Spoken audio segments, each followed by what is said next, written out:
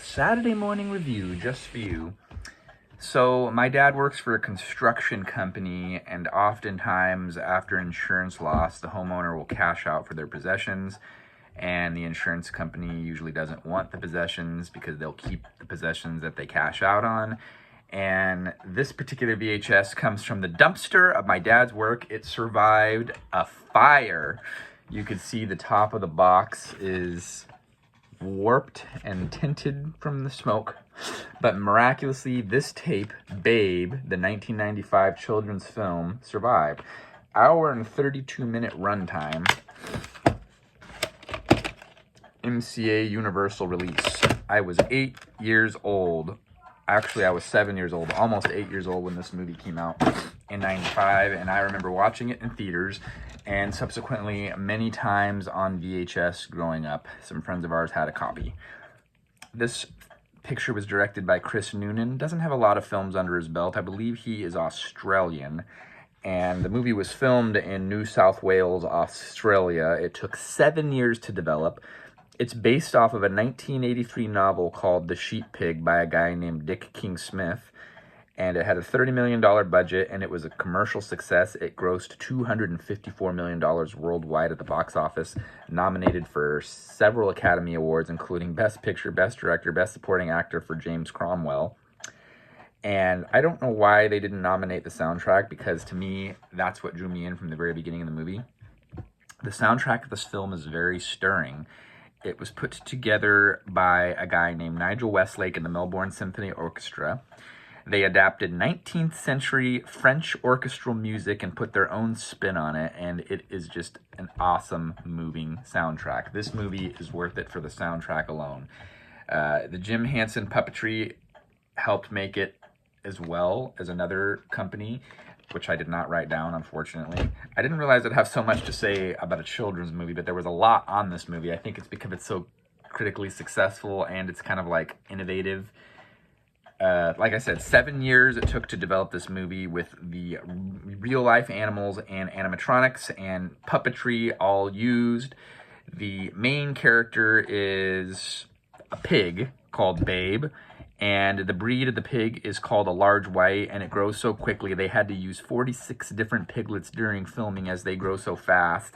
So the Babe character is multiple pigs, and then there was sheepdogs and all kinds of other farm animals. Interestingly enough, the main quiet farmer character played by James Cromwell, he didn't almost turn down the role because he only has 16 lines in the entire film, and his friends encouraged him to take it. And they say if it bombs and it's unsuccessful, you could blame the pig. Apparently, this really changed his career for the better because it was such a popular film. And what else do I want to say about this movie? I'm just looking over my notes. Okay. I've pretty much talked about as much as I can technically about this film. The tagline is, "A little pig goes a long way." We'll read the back of the box for Phil. "This is the Citizen Kane of talking pig pictures," said Dan Geyer of the Chicago Daily Herald, circa 1995. "This is the story of an unprejudiced heart and how it changed our valley forever. So begins Babe, a movie with the barnyard full of unforgettable characters," and so on and so forth. It has some dark subject matter. To keep the continuity of a children's storybook, the film was segmented into 6 chapters with little animatronic mice reading the captions to help children understand what was happening. And yeah, it's just a fun movie. It's got some dark subject matter, some adult thematic elements.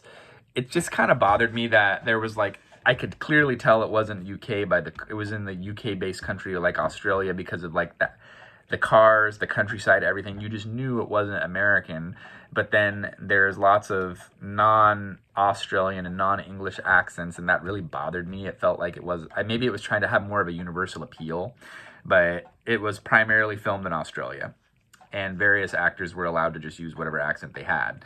So, the James Cromwell's children had regular American accents, as it were, but then he had kind of more of a slight English accent. His wife does not have any trace of an accent. So that really bothered me, but overall, as a whole, I see why this movie is so iconic. My oldest son, he's just like, wow, like for such an old movie, almost 30 years old, the talking animals, and it's like real to life, Um, he always mentions, my oldest son Charlie, you've seen him here on the channel before, he always mentions when Paw Patrol the movie was coming out, he thought maybe it would kind of be like this, where it was live action, and then he was so disappointed that it was animated. And I think that's what makes this movie very special, what they were able to accomplish with the technology at the time of the talking animals. It just works, and it's so good. um, one of the highest rankings I've seen on Rotten Tomatoes. We're getting into ratings now.